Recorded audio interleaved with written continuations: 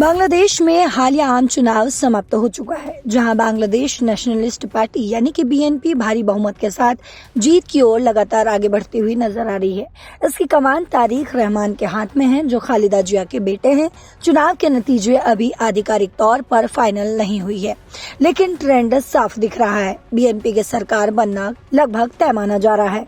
लेकिन इस बीच सबसे बड़ा सवाल ये है कि इस बदलाव का भारत पर आखिर क्या कुछ असर देखने को मिलेगा, क्योंकि पिछले 15 से 18 सालों से शेख हसीना की आवामी लीग की सरकार थी और भारत के साथ उनके रिश्ते काफी गहरे और व्यक्तिगत स्तर पर मजबूत माने जाते थे।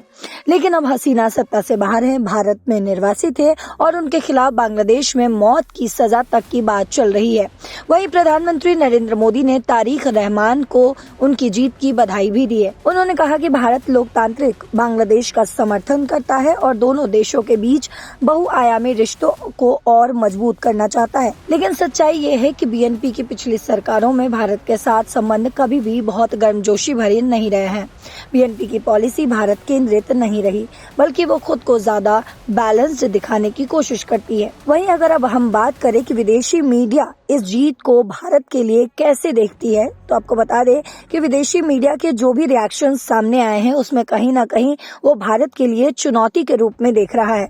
बात करें ब्लूमबर्ग की, तो ब्लूमबर्ग का कहना है कि भारत की बांग्लादेश पॉलिसी पिछले सालों में बहुत हद तक शेख हसीना पर निर्भर थी, जो अब एक रणनीतिक गलती साबित हो रही है। अब बीएनपी ना तो खुलकर भारत विरोधी होगी और ना ही पूरी तरह चीन का समर्थक, लेकिन वो अपनी शर्तों पर रिश्ते बनाना चाहेगी।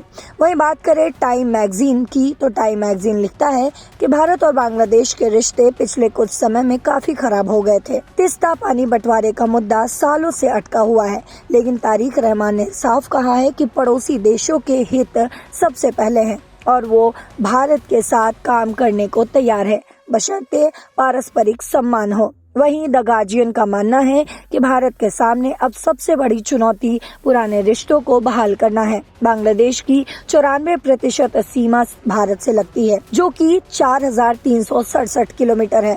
वहीं 1.3 करोड़ हिंदू वहां रहते हैं। बांग्लादेश दुनिया का दूसरा सबसे बड़ा कपड़ा निर्यातक है। ऐसे में भारत के लिए बांग्लादेश को नजरअंदाज करना भी कहीं न कहीं मुश्किल होगा। वहीं इधर बात करें अगर शेख हसीना के जाने के बाद पिछले 18 महीनों में अंतरिम सरकार के दौरान चीन और पाकिस्तान के साथ बांग्लादेश के रिश्ते काफी मजबूत हुए हैं। मोंगला बंदरगाह पर चीन का दखल, तीस्ता प्रोजेक्ट, पाकिस्तान के साथ रक्षा और व्यापार बहाल होना, ये सब भारत के लिए चिंता की बात है। लेकिन वहीं अगर बात करें बीएनपी की, तो बीएनपी की ओर से लगातार ये कहा जा रहा है कि वो भारत को दुश्मन नहीं मानता। उनकी प्रवक्ता जेम्बा अमीना खान ने कहा है कि भारत हमारा पड़ोसी और अच्छा दोस्त है, मुद्दों को आपसी सहमति से सुलझाया जाएगा। हसीना के प्रत्यर्पण पर अभी सहमति नहीं बनी है, लेकिन बातचीत का रास्ता खुला है। यानी कुल मिलाकर अगर देखा जाए तो बीएनपी की ये जीत भारत के लिए एक नया कहीं न कहीं अध्याय शुरू करने जा रहा है। चुनौतियां कई हैं, लेकिन अवसर भी कम नहीं है।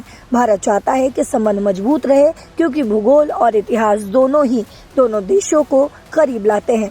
फिलहाल इस खबर में ये अपडेट है और जो कुछ भी अपडेट आएगा हम आप तक पहुंचाते रहेंगे। देखते रहिए, जुड़े रहिए दैनिक जागरण के साथ। नमस्कार।